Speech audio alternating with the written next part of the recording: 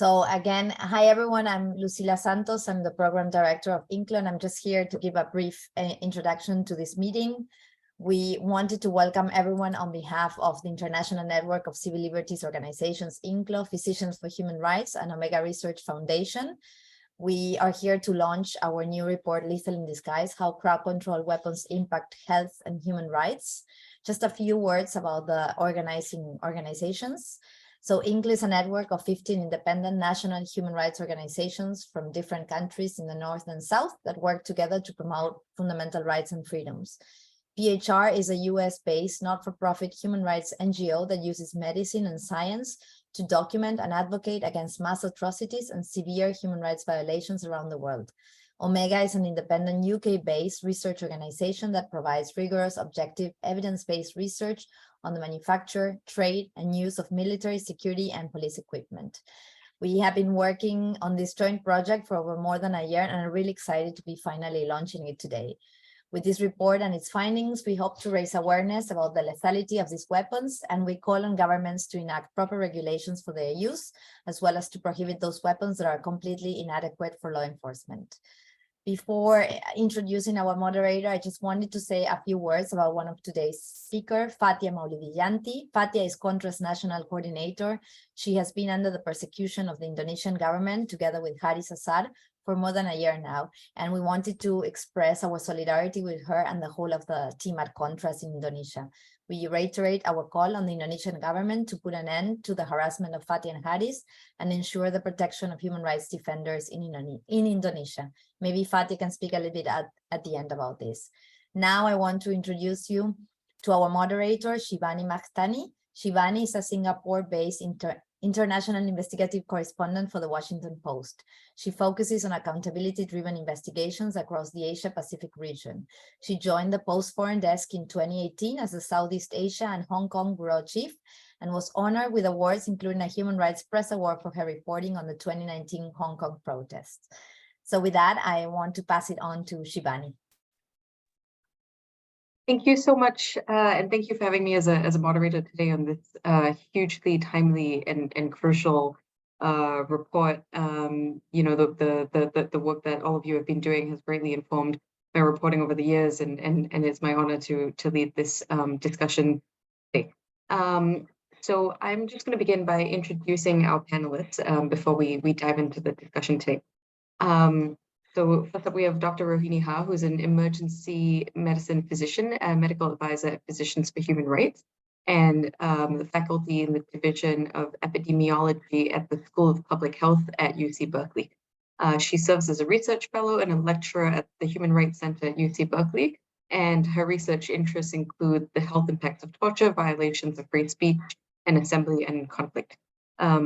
She leads the studies of impacts of violence against health in humanitarian settings, and has done a lot of work on the impact of crowd control weapons.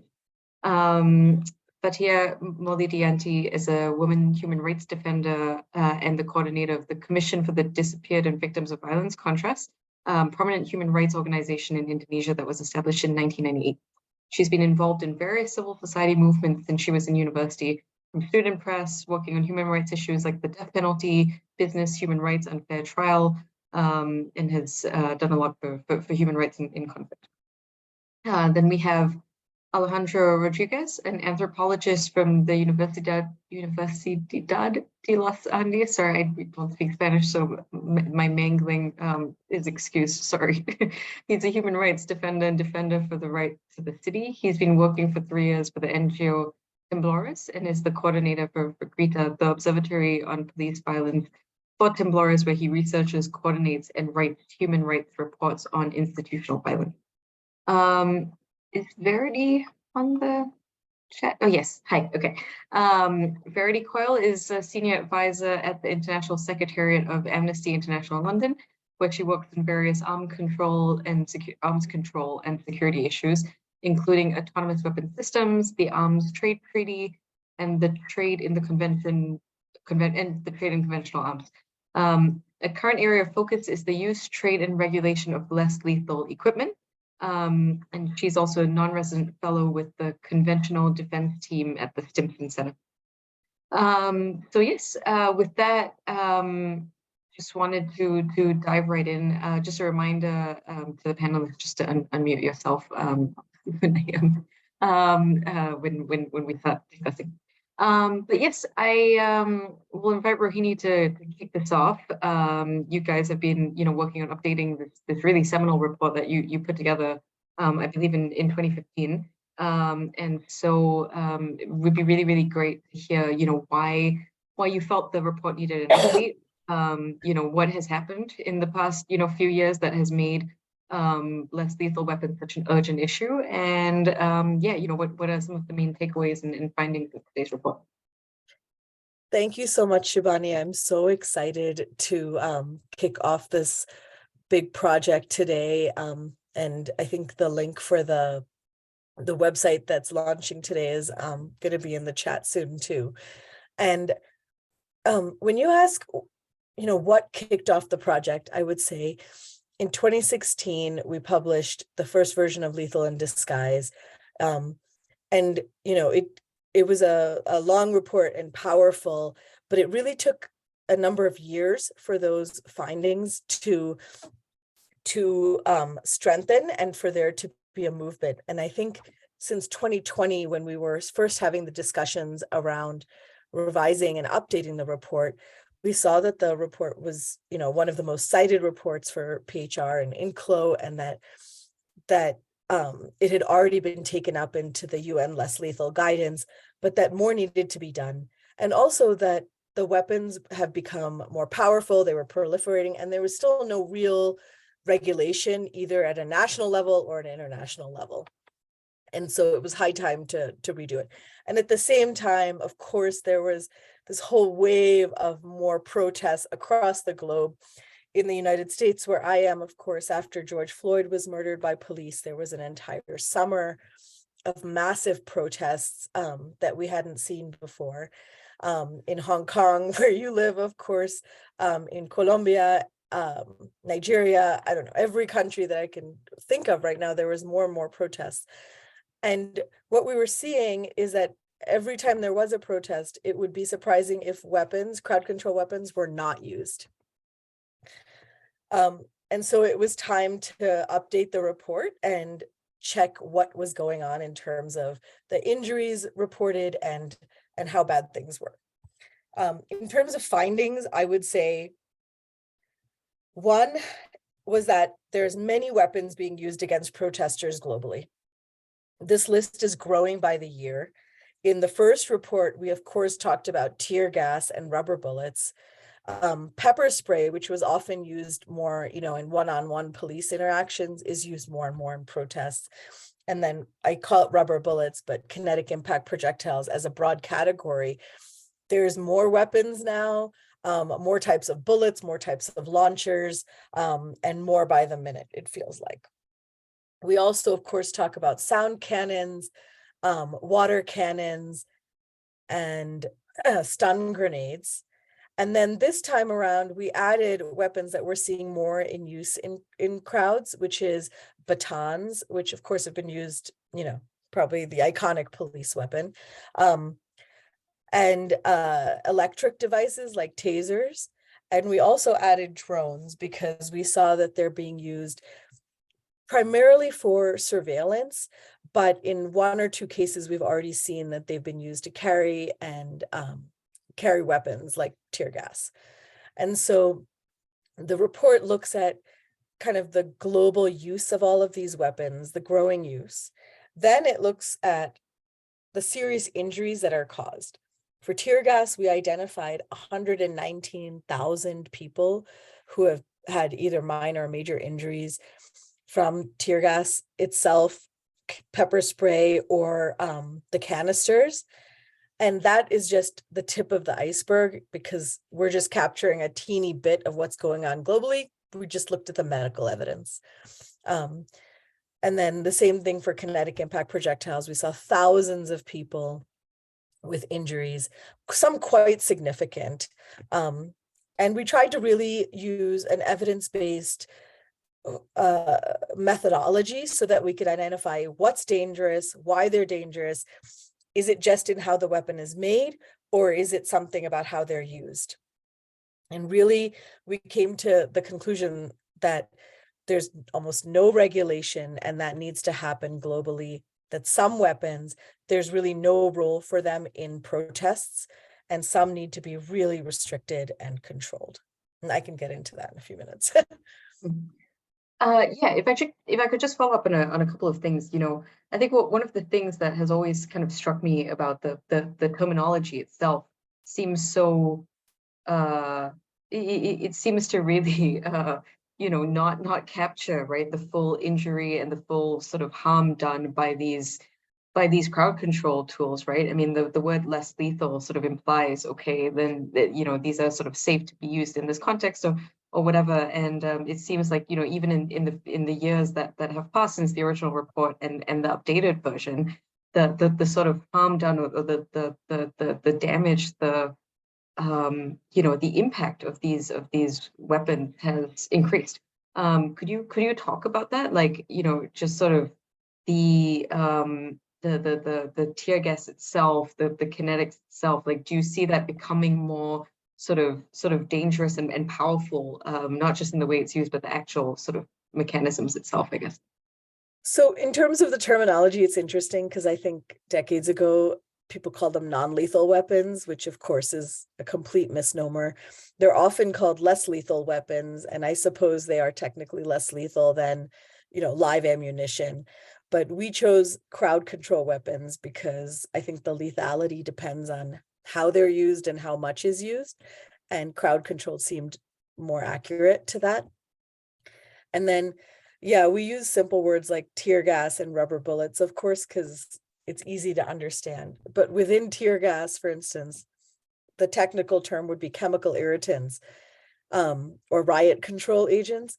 And there would be, I think there's at least half a dozen different types. There's OC, which is pepper, or its synthetic equivalent pava. Then there's at least 4 or 5 different kinds of tear gas available. Many of them developed, about 100 years ago and still used. And then some of them that are developed more recently are actually more potent and last longer in skin. They're silicated and don't kind of evaporate as quickly.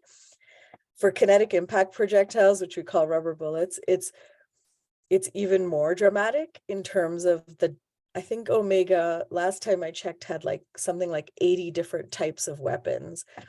Some of them might be rubber, but that's more unusual. They're hard plastic, PVC, really hard foam, and then often sometimes the most dangerous would be with metal or metal composite. And then of course, it's not just one bullet that comes out at once. Sometimes it's 2 or 5 or a dozen. And we found those are really, really dangerous. In some countries, they consider pellets like birdshot to be a less lethal weapon. And that's, of course, almost 100 or so or more lead or steel pellets that come out at once, and certainly the most dangerous projectile we've identified. Yeah, I mean, that really resonates with me too, because we definitely saw that change over the course of the protests in Hong Kong, right, where like the tear gas suddenly felt different or it hurt different, and I think that the report sort of really speaks to like how varied even these tools are. What was the one thing that really kind of surprised you or struck you about the research that you guys have undertaken over the past year? And what do you think is so kind of shocking about the way these weapons have been used in this recent wave of protests that we've seen globally? In terms of surprising, I think a few things. One of the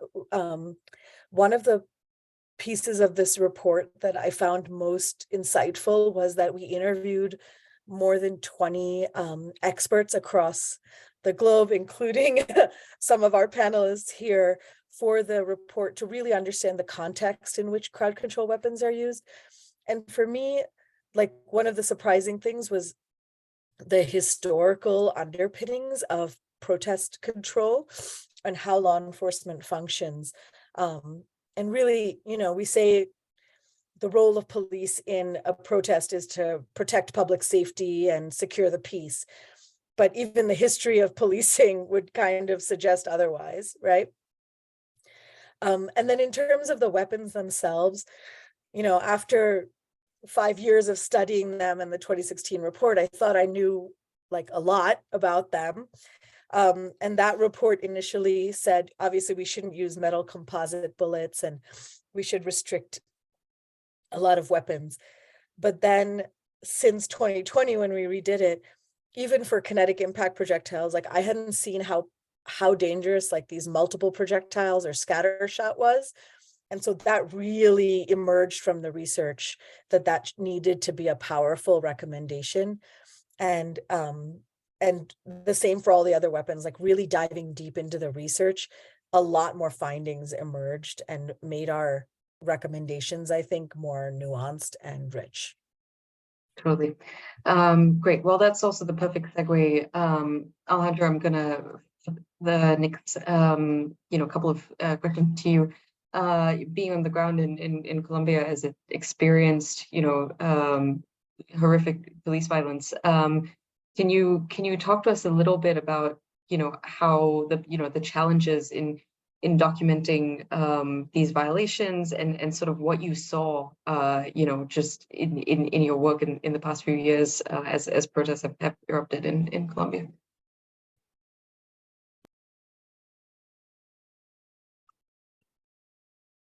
Thank you. I'm going to speak in Spanish. I think I'm the only one in Spanish. So, pues nada, primero que todo, muchísimas gracias a INCLO por la invitación a este panel. Desde Temblores, pues estamos muy agradecidos pues por que nos hayan tenido en cuenta, no solo por el panel, sino también por el trabajo realizado en el informe.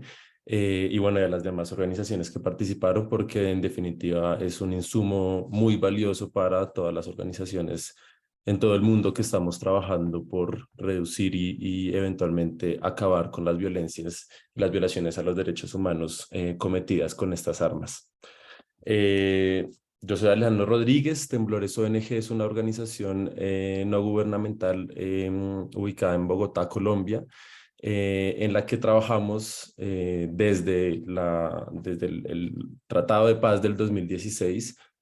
Trabajamos por los derechos humanos de poblaciones que históricamente han sido vulneradas, poblaciones diferenciales que, digamos, han sido marginalizadas por el Estado, por distintos sectores de la sociedad. Y nombro lo del 2016 porque a partir del año 2016 en Colombia pues se firma un acuerdo de paz que va a dejar, digamos, muchas promesas de lo que es imaginarnos un país en el posconflicto. Y en una de esas promesas pues tiene que ver con la fuerza pública y con los cambios en las policías que patrullan nuestro espacio público en el día a día. Entonces, digamos, en nuestro trabajo que hemos hecho, que digamos va desde la actualidad para atrás, pero también luego la misma coyuntura nos llevó al trabajo del registro a tiempo real. Pues empezamos a indagar cómo, pues, desde dónde surge el SMAT, que es el Cuerpo de Policías Antimotines de Colombia, que nace en el año 99, en lo que se llamó el Plan Colombia, que es un acuerdo de cooperación internacional entre Estados Unidos y Colombia, en miras a impulsar más esta guerra contra las drogas. Y surge el SMAT como una policía que se espera que está, digamos, en proceso de modernización, ¿no? Y aquí empieza, digamos, este cuerpo a adquirir todas estas armas, a reprimir las protestas de los campesinos cocaleros en el nororiente del país. Y esto porque creo que es importante, digamos, el contexto de cómo llegan estas armas y cómo llegan estos discursos y estas narrativas al país. Nosotros hicimos un informe que se llama Silencio Oficial, que lo publicamos en el año 2019. En ese informe hacemos todo ese rastreo de la llegada de las armas, de cómo está en un marco igual global de la guerra contra las drogas, en el caso colombiano. y hacemos un mapeo de en qué consistieron esos primeros 20 años de existencia del SMAT, del año 1999 al año 2019, específicamente en términos de violencia homicida. En ese momento estábamos documentando 33 homicidios cometidos presuntamente por el SMAT, en muchos de los casos con uso de armas menos letales, y llegó este momento del año 2019 en el que en una de estas primeras olas de protestas, el SMAT asesina a Dylan Cruz, que es un caso de estudio que de hecho aparece en el informe, y digamos que empezamos a hacer ese conteo a tiempo real, pues. Ese caso pues fue muy emblemático porque quedó registrado por todos lados, y pues fue con una arma bim bang, que son estas telas rellenas de pequeñas canicas, que fue disparado hacia la cabeza de Dylan después de que él devolviera un gas lacrimógeno en medio pues, de una confrontación en una protesta. Esto ocurre en el 2019, y después llega la pandemia que, como sabemos, diría yo que la mayoría de los países pues generó toda una, impulsó o agudizó toda una crisis de desigualdad, de pobreza, digamos, de una situación social muy compleja para muchos de nuestros países. Y eso acompañado pues de políticas del gobierno anterior, de una reforma tributaria que era muy regresiva, pues en el 2021 se da lo que llamamos como estallido social, que era algo que venía cocinándose de tiempo atrás, pero que en el año 2021 llega a su apogeo, y pues nos encontramos con una respuesta de represión muy, muy fuerte, en la que ya había varios antecedentes con el 2020 y 2019. Y digamos que ahí desde el trabajo que nosotros hacemos en Temblores, que tenemos una plataforma que se llama la plataforma Grita, que es una herramienta para que la ciudadanía pueda denunciar casos de violencia policial, pues empezamos, digamos, toda esta locura de ese momento de recibir una magnitud muy grande de casos de violencia policial. Y digamos que para mostrar un poco la magnitud de lo que se vivió en el 2021, nosotros, como les dije, habíamos documentado en 20 años de existencia del SMAT 34 homicidios, y en el 2021 tan solo registramos 10 homicidios cometidos por el SMAT, es decir, en un año, en 3 meses que duró el estallido social, registramos casi una tercera parte de lo que ocurrió durante 20 años. Asimismo, pues registramos 103 traumas oculares, pues una práctica que ya existía, que ya venía de antes, pero que se ha incrementado. Entonces, diría yo que el contexto colombiano pues se suma un poco a esa tesis de que si bien estas son violencias que ya existían, pues en los últimos años y con todo este aumento de protestas sociales, pues llegó a un nivel muy alto y a la vez acompañado de una constante modernización, entre comillas, de las policías y de las armas que están utilizando. Porque uno de los retos que tuvimos las organizaciones de derechos humanos en Colombia, pues fue entender cuáles eran estas armas, porque digamos, si ya sabíamos cuáles eran las que utilizaban en el 2019, por ejemplo, pues en el 2021 nos enfrentamos contra un arsenal renovado, entre esos el arma Venom, por ejemplo, que creo que también está mencionada en el informe, y digamos que se vuelve este reto como cómo comprendemos una industria que está en constante, que está creciendo constantemente, que se está renovando constantemente, y que es muy difícil, digamos, acceder a toda la información de por qué está compuesta, cuáles son los riesgos, qué efectos puede tener, o a veces ni siquiera han habido los estudios todavía de los efectos que pueden tener estas armas. Entonces, ese diría yo que es uno de los principales retos a los que nos enfrentamos pues desde Temblores, pero también el número amplio de organizaciones pues que trabajamos durante estos años, pues toda la coyuntura del paro nacional. Yeah, excellent points and all of that. I mean, I guess my one follow-on is, do you feel like more and more, you've been watching these weapons used not to control the crowd or not to disperse people, but just as tools of punishment and tools of, repression, just as a way to hurt people and punish people who are kind of standing up. Sí, efectivamente, pues digamos que hay digamos, desde nuestra lectura hay dos aspectos. Por un lado, como el castigo inmediato de lesionar a una persona, ya sea en sus ojos, en su rostro. Nos encontramos con prácticas nuevas como el disparo de cilindros de gases lacrimógenos directamente a los rostros. Entonces, recibimos casos de personas que no solamente habían perdido su ojo, sino que la pérdida del ojo era una pérdida secundaria o una herida secundaria en medio de un rostro desfigurado. Entonces, claro que esto es un castigo en el que también hay perfilamiento de qué personas pues componen el movimiento social y de esta forma pues muchos líderes y muchos liderazgos pues fueron constantemente perseguidos y durante esos meses pues muchas personas tuvieron que salir del país por digamos el castigo inmediato, pero también un castigo prolongado de amenazas, de, no sé, desde agentes de policía llegando a los hospitales donde iban las personas. Entonces eso hizo que muchas veces las personas no iban al hospital y no solamente se perdía el registro de la herida, sino que también pues, eran personas que no estaban teniendo acceso al derecho a la salud por miedo a la persecución policial. Y por otro lado, armas como la Venom, por ejemplo, que al hablar con la policía, ellos dicen que es un arma que no puede ser, que como es indiscriminada y digamos es disparada hacia arriba, no puede generar heridas como tal o personas, digamos, particulares heridas.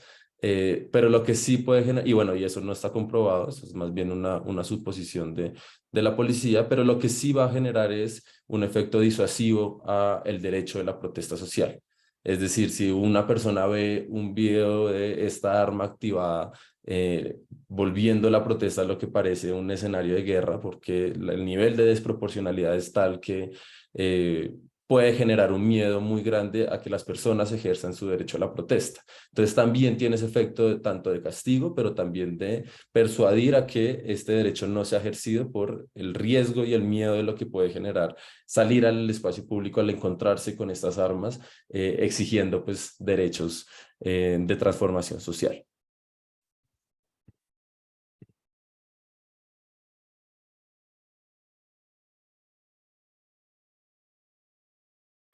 Yeah. Thank you so much for, sharing that. I have a question to follow on about accountability, but I think I'll also pose that same question to Fatia as well. If you want to answer it, please go ahead. But I think the real challenge here, right, is like, how do we get accountability for the global use of these crowd control weapons, especially in countries where there isn't like a very strong infrastructure to seek that accountability or to demand that accountability or to push back, right? And in that context, what do you feel like, having partner organizations helps achieve, having reports like this helps achieve? Do you think that can create more sort of global kind of solidarity and a bigger push that can hopefully get at that accountability? Yeah, related to the accountability, I think it's not necessarily that it's a government responsibility only now, but how, for example, like in Indonesia, the global corporations or like the international corporation that already been supporting weaponizing the Indonesian police or Indonesian military are coming from various countries. Like most of them are coming from China, Turkey, and also from the France companies. So for example, like for tear gas, we are actually using a lot of tear gas that coming from the Turkish company. And it was also being analyzed together between KontraS and Omega Research Foundation related to how many tear gas companies that actually involved in the use of the lethal weapon in disguise in Indonesia. And then the thing is that those kind of procurement or how the government actually have some kind of like operation or like an agreement bilaterally between the other states, like for example with the UK, with the France, Turkey, and then also China, the biggest one, is because they are not only giving a human rights education to the Indonesian police and military, but also they are actually giving a lot of money to actually weaponizing the Indonesian police and Indonesian military. Like for example, the US last year, like giving like more than 50,000 US dollars to the Indonesian military to Papua operations, for example. And then the other issues is that we know that the UK, for example, or Turkey, and then also the EU actually giving, and Canada, sorry, the other one, they have a lot of like human rights education program with the national police. But the thing is that they did not actually have a follow-up or evaluation mechanism after they do the human rights education. So it's just like a for formality only, but they didn't give any kind of like an accountability process that they should do after they are being supported to do the human rights education. So it's like a paradox thing for me that KontraS that when the foreign governments actually giving a lot of support as in the human rights standards, but they also giving a lot of weaponizing to the Indonesian police. And when we ask them to actually do something about like big momentum that happened or big incident or tragedy that happened in Indonesia, they did not do anything about it. And instead, they keep supporting with money and then also with how the cooperation is going. But yeah, I think everyone remembers the horrible, horrible tragedy that happened in the football stadium towards the end of last year because of the use of tear gas. Could you share with us a little bit more about the difficulties of advocating for change in the wake of that? What has been done, and particularly what you said, right? Like a lot of things are just sort of they look to be done on the surface, but then below a lot of the institutional things still remain. Yeah. So the thing is that now the trial for Kanjuruhan Stadium tragedy that happened in Malang just finished last week. And then we found 14 findings of irregularities that coming from the beginning of the trial process. But how I just want to like rewinding to the first time when the tragedy was begun. So this is actually the second biggest tragedy of football in the world since 1980s, I think. And there are a lot of like misleading narrative coming from the government related to Kanjuruhan tragedy. For example, that they say that it's the fault of the door that cannot be opened. And then during the trial, even the police said and the judges said that this is actually the fault of the wind.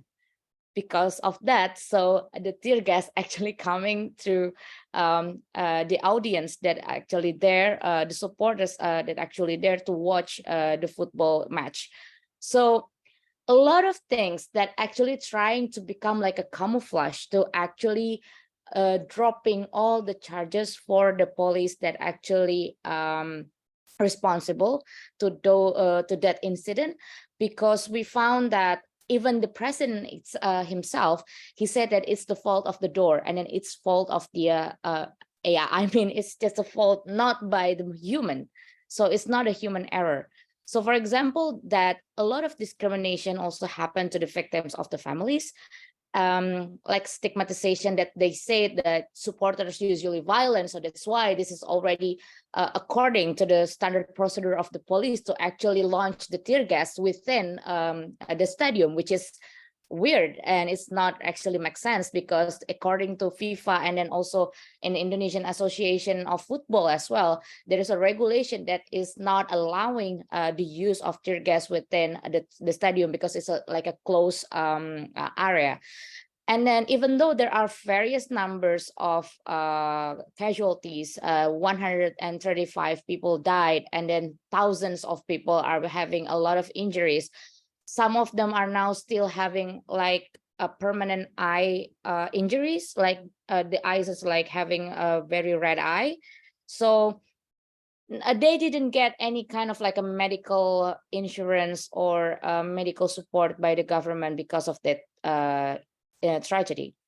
And then there are also narratives that seems to corner the supporters about like 46 liquor found during the tragedy. And when we found that the head of Malang Regency Youth and Sports Service says that the bottles is not a liquor or an alcohol, it's actually a livestock medicine. So they're trying to create some kind of like misleading information. So the people or like the public, general public will not really supporting the supporters that actually asking for help and then asking for legal assistance about what happened. And during the trial, we found that a lot of obstruction of justice that happening. For example, that this kind of similar pattern also happened in various tragedies that using excessive use of tear gas or little weapon, like for example, rubber bullets or water cannons, and the water cannons are coming from the waist or from the suit. So the people like, yeah, throwing up a lot, and then they are very sick, they cannot breathe and everything. They close or they shut off all the CCTVs in the stadium or in the other tragedies. These kind of things also happen. So the police actually attempted to actually closing all the evidence on how the situation is happening. And then this situation is always happen when police is actually perpetrating a big kind of tragedy that using excessive use of force.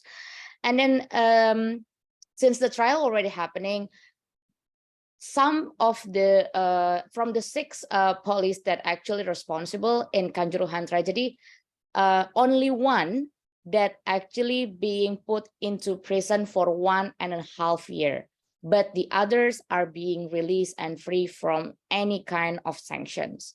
And then from the other tragedy, for example, during the Reformasi Corrupted in 2019, all of the police that actually making 5 students died during the protests are just being mutated and not even go to the trial process. So this trial is actually intended to fail since the beginning, because there are no kinds of evidence that actually clearly, and the reconstruction of the situation at the time is not actually applied very well, because a lot of evidence are being closed by the police, and even the police actually become the lawyer of the police. So it's kind of weird, I know.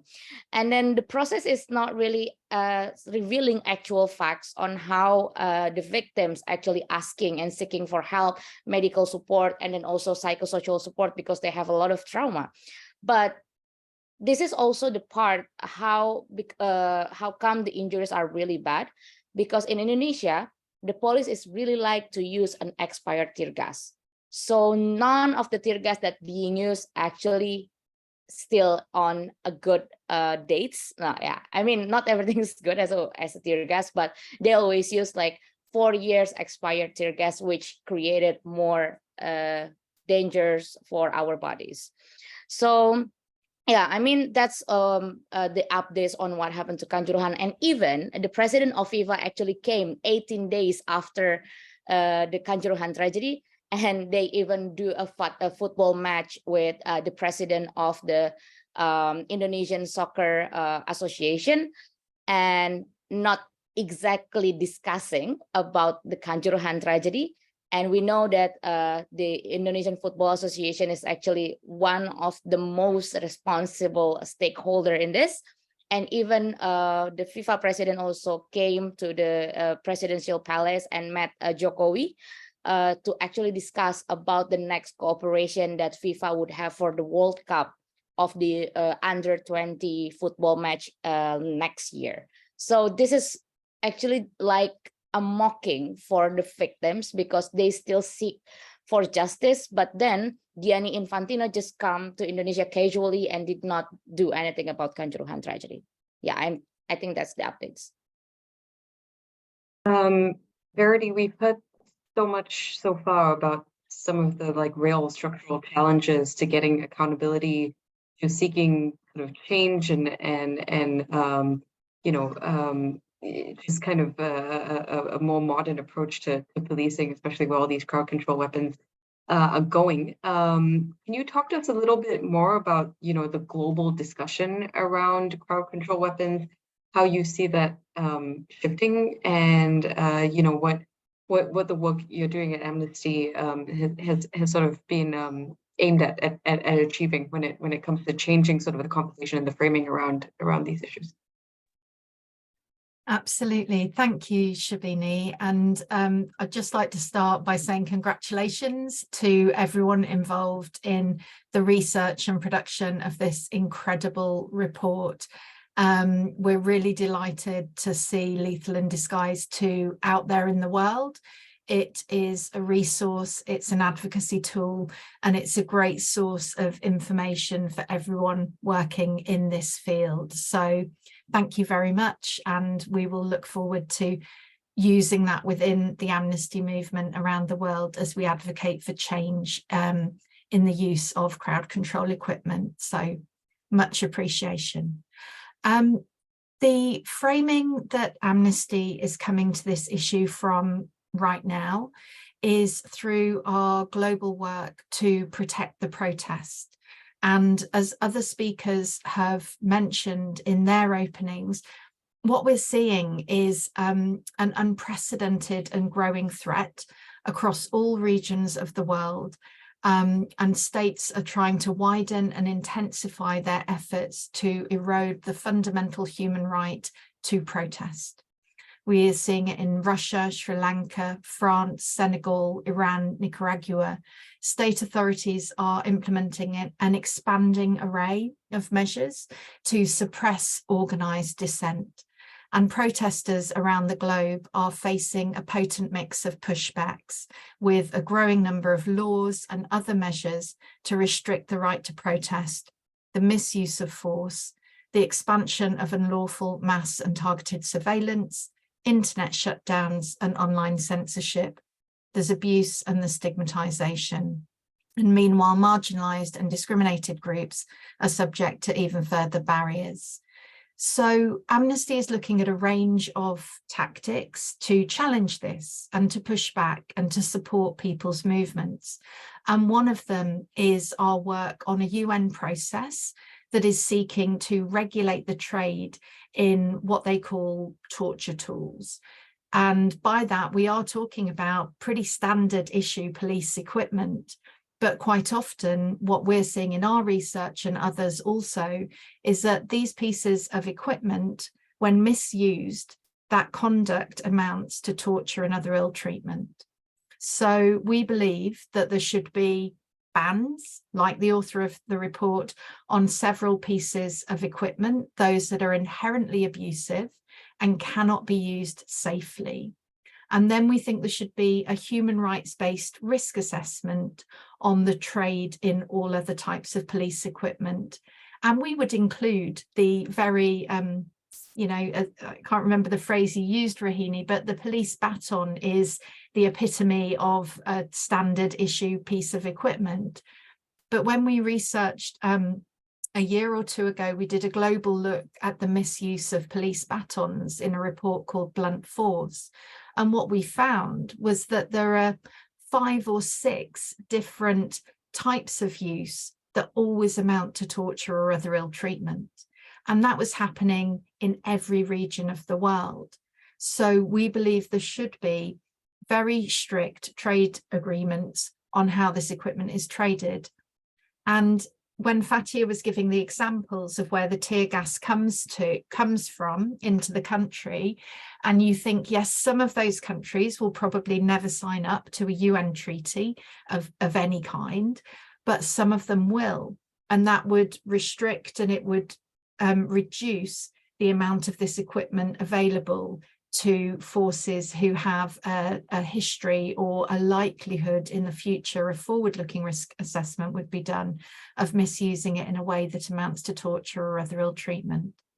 So many of the organisations, I was looking through the participant list a minute ago, and it's great to see the organisations that are here participating in the launch, and many of them are also working on this process as part of a civil society network to create a torture-free trade treaty. So we don't think it's a panacea, and it will solve all the problems. But we do think it's one way where we could reduce the misuse of crowd control equipment as it affects protesters. But also, just to reference the question in the chat already, this would apply to the trade and equipment going into police cells, into detention centres, that's used at border crossings. It isn't just protest that is the kind of framework where this equipment is misused. There are many other opportunities, unfortunately, for security forces to do so, and we would like a binding legal instrument that covered all of those eventualities. Yeah, thank you so much for that. And yes, there are already questions in the chat. Please feel free to keep adding your questions. I'll ask some of the questions on your behalf to the panelists, and anyone can also directly raise your hand and ask questions. Before we get fully into the Q&A session, I do want to just flip it back to Rohini for a minute. Recommendations. I just want to hear a little bit about what you pushing for, putting forward in this report, which is as important, or perhaps even more important than documenting the issues here, right? Thanks, Shibani. I think actually our other panelists said it best, so I want to just double down on what some of them said. I think Alejandro mentioned what we describe as the chilling effect, which is, when these weapons come out in every protest, even if you think you're going to peacefully protest and go out there, you think twice about going. You don't want to get hurt or injured. And so it doesn't just endanger and injure folks that are actually, being exposed to weapons, which is many, but also everybody else in their willingness and freedom to protest.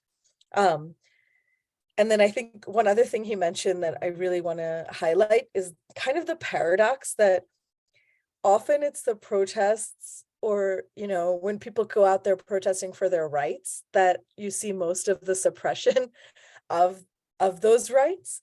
And I think it highlights, why weapons come out. It's not because, it's not often during a labor union protest or something like that, but it's often when you're protesting against government issues or police violence or something like that. And then I think Fatia's comments were so thoughtful. And one thing I wanted to highlight is what she mentioned is that there's pretty much zero regulation around trade. So manufacturing can happen in any country, of course. And there's some more than others that manufacture a lot of weapons, mine, for instance. But really, the issue is that any government can buy these weapons. Oftentimes, police departments themselves individually can buy weapons, and manufacturers and industry sell directly to them. And so, and to kind of thread into what Verity said, there's so much opportunity for any sort of regulation or control here that I think while it's more obvious how dangerous these weapons are, it's also obvious to me how much there's a need for some sort of regulation at any level, local, state, federal, global, wherever. And I think in addition to, so my recommendations would be, one, I think for all of us here is that the goal of one of the major goals of this report is to sort of stigmatize these weapons. Maybe we can't, create laws at every country level on what to control, but I think I'd like to make folks think twice about using these weapons by showing that, hey, they're dangerous, they're not safe, and there's lots of evidence out there about how dangerous they are. And so even if, we don't succeed in creating really strong laws, I think we can stigmatize these weapons more and more and somehow create some normative shifts in what's considered safe, or, hey, this happens all the time, and underscore that they're dangerous. Beyond that, I think there is a lot of role for regulation. And I'll say that the recommendations that I'm going to mention now are really based on the evidence. the team, some of whom I see here, and we had so many discussions and debates trying to figure out, like, is there a role for this? How would it work? What about this case in this country or that case in that country? And what we came down to is, like, some of these weapons, like Verity said, are inherently dangerous. Kinetic impact projectiles, there's really no role for them in crowd control. And if a government's not willing to accept that, we even have like low-hanging fruit recommendations, like don't use multiple projectiles or scatter shot, don't use pellets, don't use anything with metal. For the rest, I think Verity said it best, a human rights-based risk assessment is really what we're hoping for. There needs to be much tighter controls of things like tear gas, which, you know, is probably less technically dangerous than kinetic impact projectiles, but exposes so many more people, and needs to be restricted, because the danger of that is really when it's misused and overused. And then I would say there's some weapons that just are really, I see them growing, but there's just this element of collective punishment in their use that I think there's also no role for. The classic example in my mind is water cannons that have a dye or malodorants in them. And so they can spray the entire, you know, group, everybody there. And then sometimes this dye doesn't come off. I think, Shibani, you're smiling because that was used in Hong Kong. And then those people, you know, are dyed pink and they can be arrested later. Drone surveillance of protests is also deeply concerning and needs to be regulated. So I think you'll see that we have like maybe 7 pages of recommendations, but if you go with those core principles of we shouldn't use anything that's dangerous because it's primarily unarmed civilians, the vast majority of which are peaceful. And so we can't use weapons that are dangerous. And 2, almost everything is overused and misused and needs to be better regulated.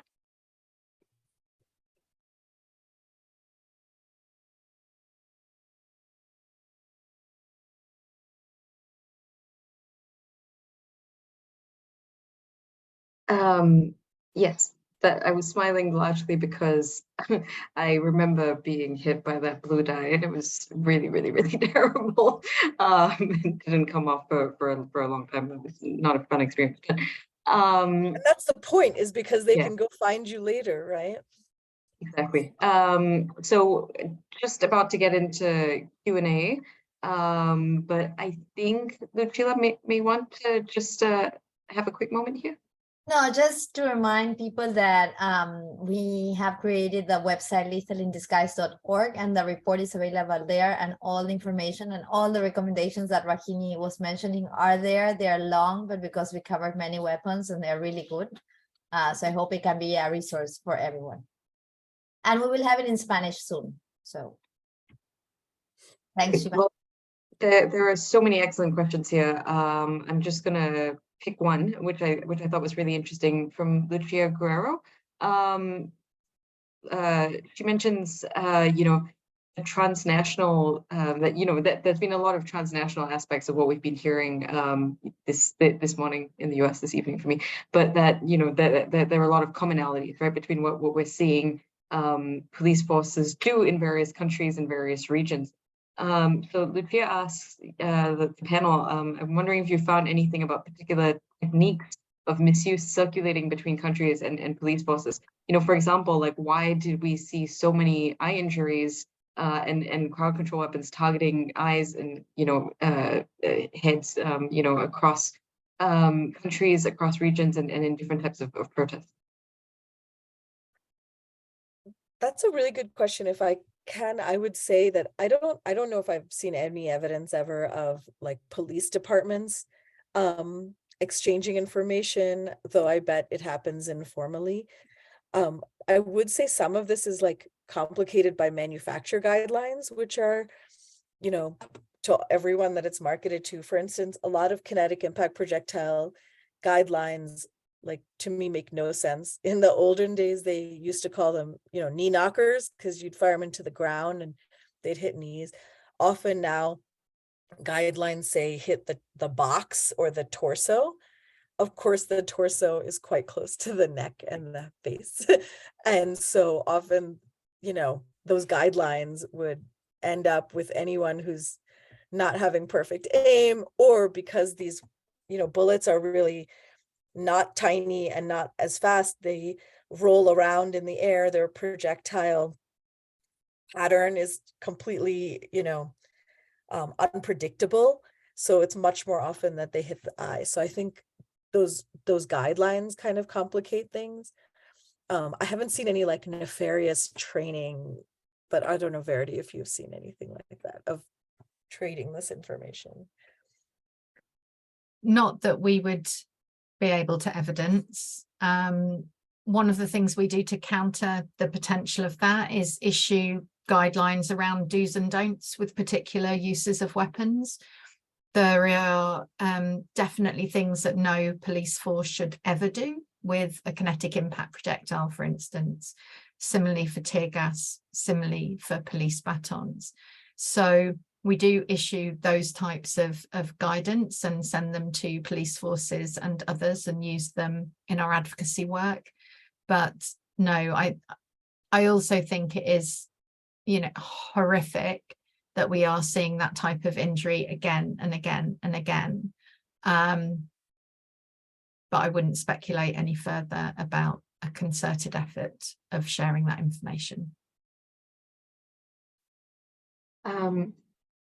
So another question here from John Lindsay Poland. So his question is on the use of these weapons in prisons, jails, and SWAT operations.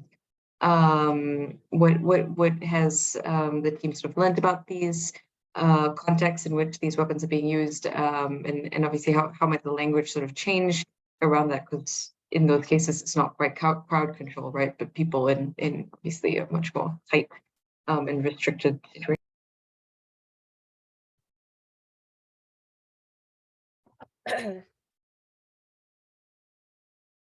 Go ahead, Alejandro.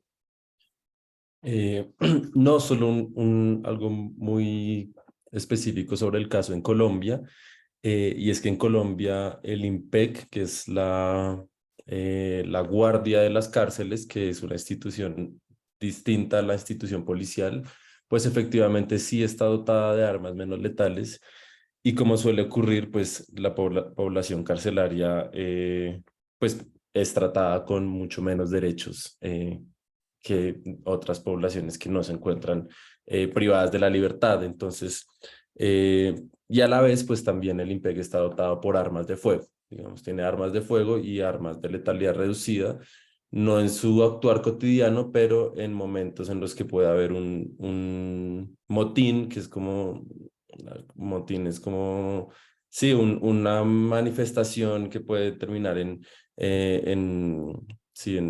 bueno, intentos de fuga, bueno, diferentes cosas que pueden ocurrir en cárceles, pues activan armas menos letales, y actualmente pues en Colombia el año pasado se dio una sentencia de reparación del Estado por un caso en el que un agente del IMPEC activó un gas lacrimógeno al interior de una celda, lo cual pues claramente está fuera pues de los protocolos, ya que estas armas no se deben activar en lugares cerrados, y la persona pues terminó muriendo, la persona que se encontró, dos personas que se encontraban al interior de la celda. Eso ocurrió hace varios años, creo que antes del 2010, pero la sentencia de reparación salió hasta el año pasado. Entonces también es una problemática que existe, y digamos que al menos los policías están un poco, en Colombia, están un poco más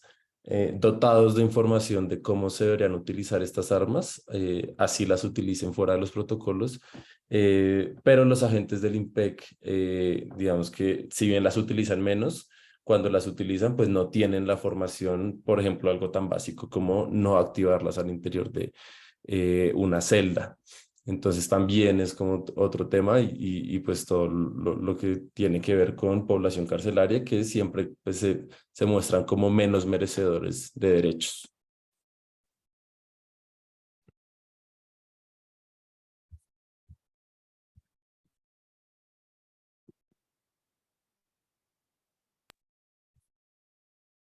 A couple of you have your hands raised. But I'll go to one more question from the chat before we turn to those. So there's a question here on reparations. Does the report tackle the dimension of reparations and accountability? And in these debates, do you think there is space or more attention that should be paid to justice or reparations for victims who've been targeted by these crowd control weapons?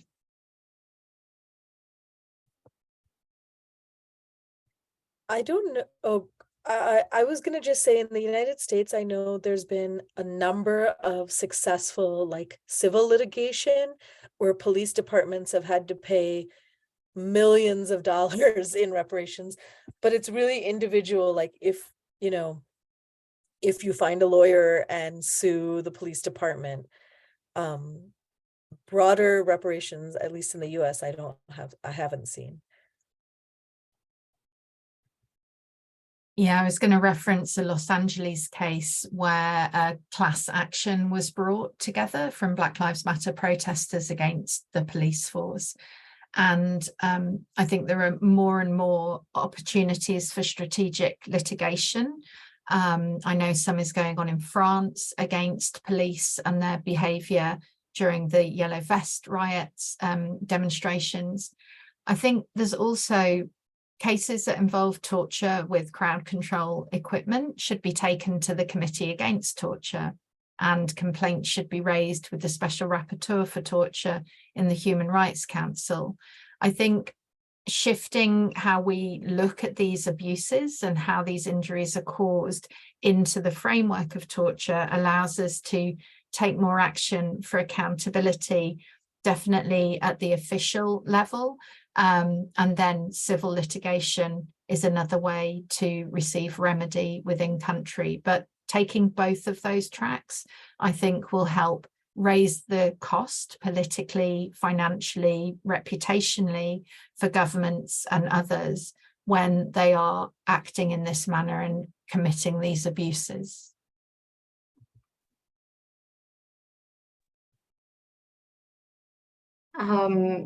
Great, thank you. Well, we'll go to some of the raised hands right now. Luciana.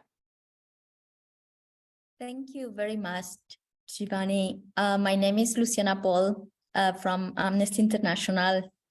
I would like first to congratulate my friends and colleagues who are launching this report. Having shared with you some of the times and work, I know how much you put on this and how good the result is. So first, truly and lovely congratulations from my side. And I would like to raise, actually, the four of you a question. You touched upon the discriminatory use of this weapon in different contexts. So first, I would like to reflect on how we could reinforce controls or regulations in order to reduce the accessibility of the use of these weapons as a method of punishment to discriminated populations or groups, and also how we could do this through trade and through the introduction of protocols. And I know, for instance, Alejandro, that your country, Colombia, is going through a development of a police reform. So just wanted to ask you for some reflections on the topic of discriminatory use of these weapons. Thank you very much.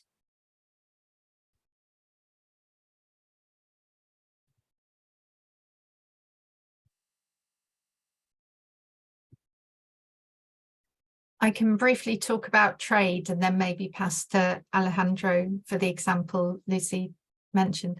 Hi, Luciana. Good to be in this space with you. So one of the ways that we think trade may be able to tackle the issue of discriminatory use of less lethals and crowd control equipment is through the proposed torture-free trade treaty. When the arms trade treaty was developed, it had within it a unique article that sought to tackle gender-based violence, use of conventional in the gender-based violence commissioned, facilitated through the trade in conventional weapons. And we believe the Torture-Free Trade Treaty offers us the opportunity to once again put a legal obligation onto states who are exporting that they analyze and identify whether the equipment is likely to be used to commit or facilitate discriminatory acts of violence using the equipment that's proposed for the transfer. So this is in quite early stages of development with our partners, and there is more thinking to be done. But we feel that the development of new standards offers the opportunity to tackle through an obligation on exporting states the trade in equipment that could be used in that manner. So it's in our work and it's in our thinking, and we'd really urge others who are interested in this area to get in touch and help us achieve that as part of the Torture-Free Trade Treaty. Thanks. Sí, pues pensando en el caso y en el momento que atraviesa Colombia, digamos que hay como dos situaciones que ocurren al mismo tiempo, y es por un lado la necesidad de reducir el armamento que usa la policía, que busca, digamos, ser una reacción inmediata, ¿no? Entonces, por ejemplo, cuando fue lo de Dylan Cruz, desde la Procuraduría, desde entes de control, se dio la orden de suspender el uso de estas armas, pero al mismo tiempo luego vemos 2020 que compraron otras armas nuevas, diferentes.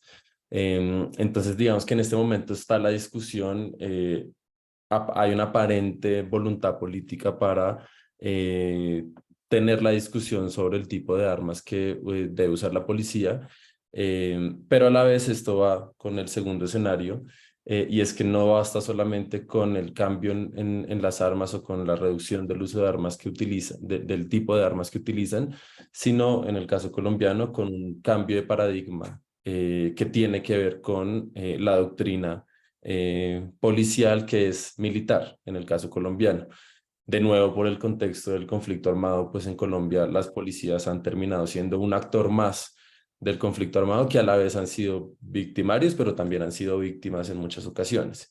Y eso ha construido una narrativa de quien sale a protestar es un posible subversivo, es un posible guerrillero, es alguien a quien hay que perseguir porque es un enemigo interno de la nación. Y eso también se ha traducido en que las personas que más son afectadas puntualmente por el uso de armas menos letales, pues son jóvenes empobrecidos, jóvenes de barrios marginales, jóvenes en los cuales en los momentos de protesta, pues digamos, es más indispensable el salir a protestar, y se crea esta narrativa de quienes no tienen nada que perder, lo cual es muy perverso porque son las personas que ni estudian ni trabajan y que por ende no hay nada que perder al salir, al enfrentarse en la calle con la policía. Y asimismo, pues la policía los estigmatiza como estos obstáculos para el orden público. Entonces, el gran reto es este cambio en el paradigma, que implica también un fortalecimiento institucional muy amplio, porque al fin y al cabo lo que queremos es que cuando haya una protesta, la policía no sea la primera institución encargada a salir al espacio público a lidiar con una situación como esta, sino reducir estas funciones de policía, y eso requiere un fortalecimiento de las distintas instituciones que tiene el país, ¿no? Si hay una protesta por el derecho al trabajo, que no sea inmediatamente la policía quien sale a lidiar con esa situación, sino que sea, qué sé yo, el Ministerio del Trabajo, Protección Social, otras instituciones, para lograr darle solución que no implique una confrontación y un escenario de orden público. Entonces, eso implica un cambio en el paradigma, implica un fortalecimiento institucional muy amplio, y ese creo que es el gran reto, digamos, que nos debe llevar a que el principal financiamiento no sea la compra de armas, no sea el fortalecimiento de más y más policías, sino de fortalecer autoridades civiles que lleven a una solución pacífica de los conflictos y lleven a soluciones reales, de no solamente tiene que pasar no sé, tenemos que abrir esta calle para que pasen los buses, para que pase el transporte y la ciudad siga continuando, sino a soluciones de fondo que puedan terminar en un panorama de derechos para todos y todas pues más favorable.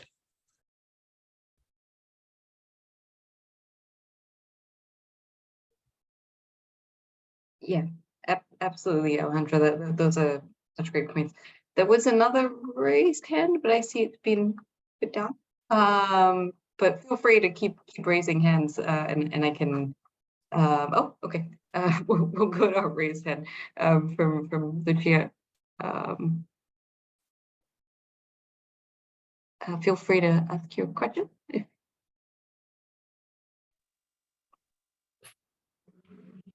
Buenos días, ¿me escuchan? Buenos días, ok. Buenos días, mi nombre es Juan Pablo Fonseca, Yes. víctima de trauma ocular el 1 de mayo del 2021. Desde el 1 de mayo del 2021 se empezó a organizar una investigación más profunda a las víctimas oculares, que llegamos a una estadística de 116 desde el 2019 hasta el 2021, y desde la creación del ESMAD de 1999 hasta el año 2023 han sido 155.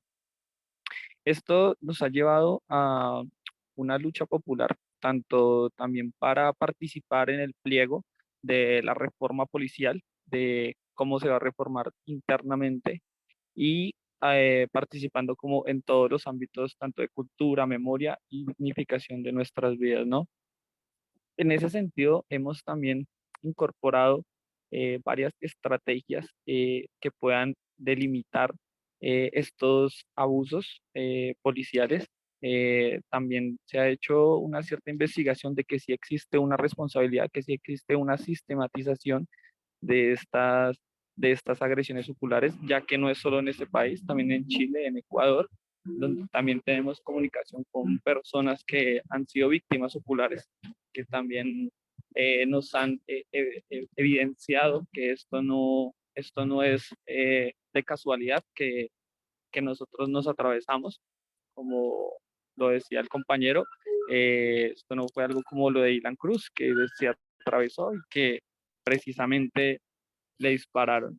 Entonces sí existe una responsabilidad, y esto va apegado a la doctrina militar del Estado. Esto pues ha creado una serie de condiciones, tortura, y ha estigmatizado laboralmente y ha llevado a una imposición de que no hay ninguna posibilidad de poder seguir con nuestro proyecto de vida. Entonces estas condiciones que se han llevado a cabo por parte de estos miembros de la fuerza, hay que profundizar cada uno de ellos para poder sacar un macro caso, que es lo que se pretende acá en Colombia, un macro caso que pueda evidenciar que sí hay una responsabilidad tanto de institución como de presuntos responsables de este hecho de lesa humanidad. Entonces, desde el movimiento popular Mocao, espero que más adelante pues conozcan nuestro proyecto, tanto popular, que hemos impulsado con la empatía de todos los miembros que han podido sobrevivir a esta dificultad. Podamos participar tanto de esa reforma a la policía, tanto pues también haya una responsabilidad contractual hacia un Estado, a que haya una reivindicación de derechos, que también haya una memoria viva para con cada uno de ellos.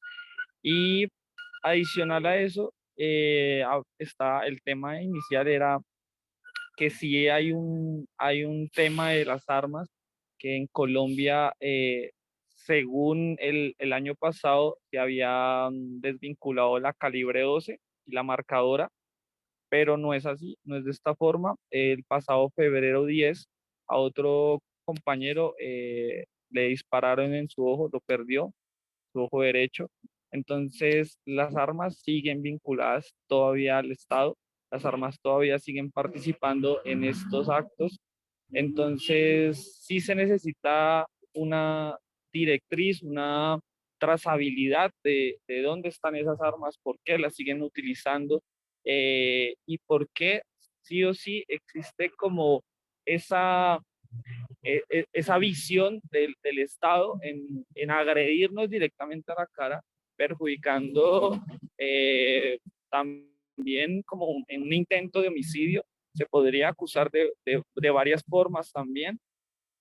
Y pues nada, muchísimas gracias por, por poder participar hoy en transporte público y pues no, fue algo muy improvisado haber participado, pero muchas gracias.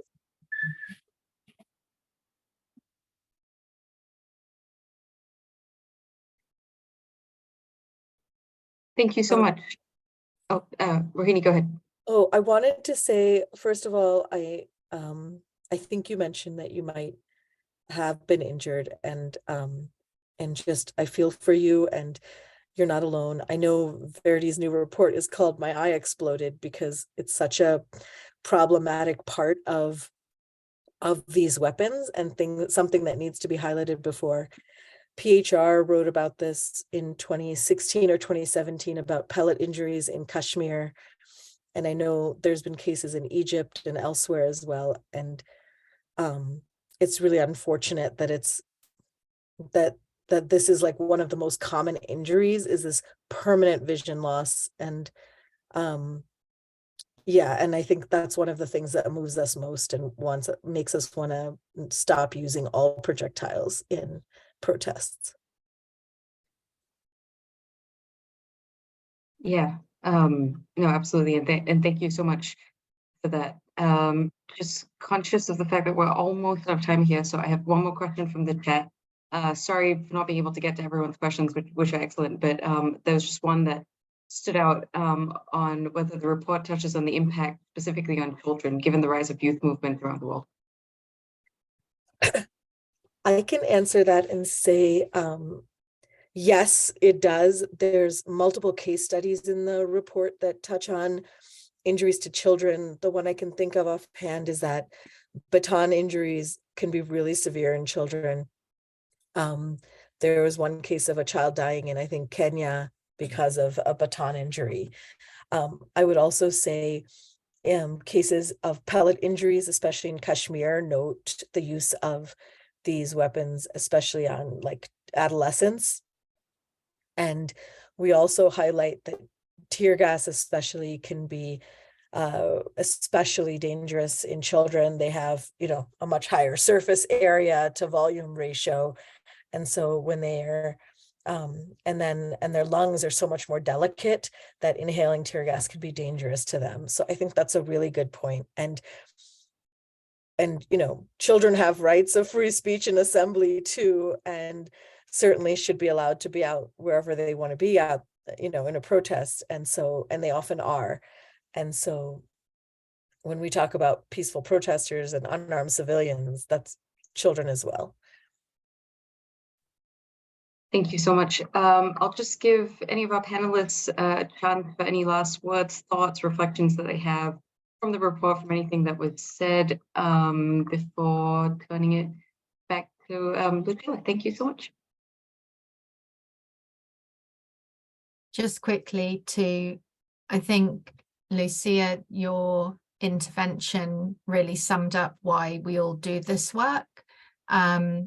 Every case that's mentioned, every statistic we talk about is a person with a family and with friends and with a life that can be irreparably altered because of this unlawful use of equipment and this misuse of equipment. So, as Rohini says, stigmatization, efforts that all of us are involved with, and the work that you're doing to make change and to make accountability and to change it, basically. I think it was very powerful, and I'm very grateful that you shared, and it's a real privilege to be with all of you today. Thank you. I know this project has, been like, I think 3 years of my life, and not just mine, but I really think the reason that it's going to be important and powerful is because it's been a really multidisciplinary group. where we've had lawyers and epidemiologists and doctors and researchers. And I want to thank all of those people, especially Neil and Rebecca, I think are still on the chat from Omega, and Luciana and Lucilla and Laura, and all the designers. And then of course, all the people we interviewed. And then I don't know if he's still in the attendees, but my research partner and a favorite person, probably Scott Ryan, who really did all of this weapons research with me. And just thank you to all of you, because I think it takes all of us to really make change. And I'm glad I got to work with everyone.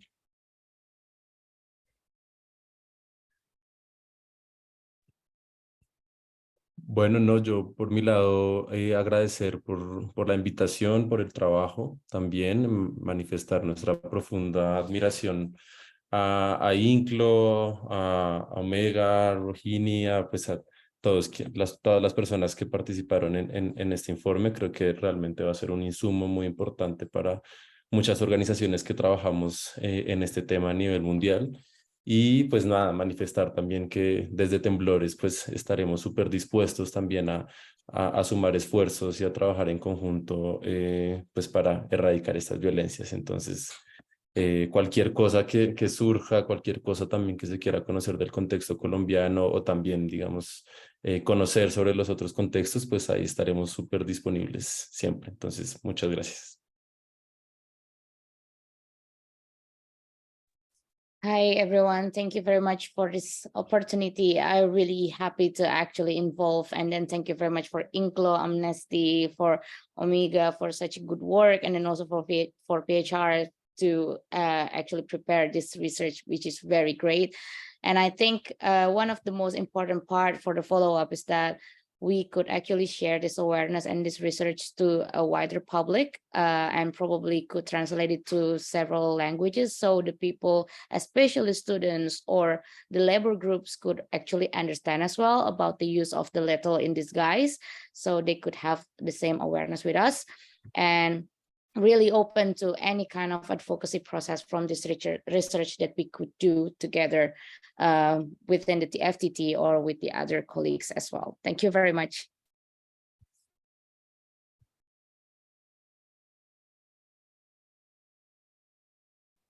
Shibani, do you want to say a few words or? Good, but thank you so much. Thank you for the opportunity to present and help moderate here. So really appreciate it. You know, again, our work as journalists relies so much on the experiences of all of you and the willingness to share and share your experiences and share this research, which is incredibly powerful. And I'm sure this will be a resource for us covering these issues for many years to come. So thank you so much, and turn it back over to you. Thanks. So just to mention one thing, that the person who spoke is called Juan Pablo Fonseca. He's from Mocao. Alejandro added his information there. So he was, I don't know why it showed up as Lucia Guerrero, but it was Juan Pablo. And we shared the information in the chat. Just to join Rohini in thanking everyone she mentioned. Also Michael Power, who's also connected and who drafted the report with us, and all of the INCLO members. INCLO is a network.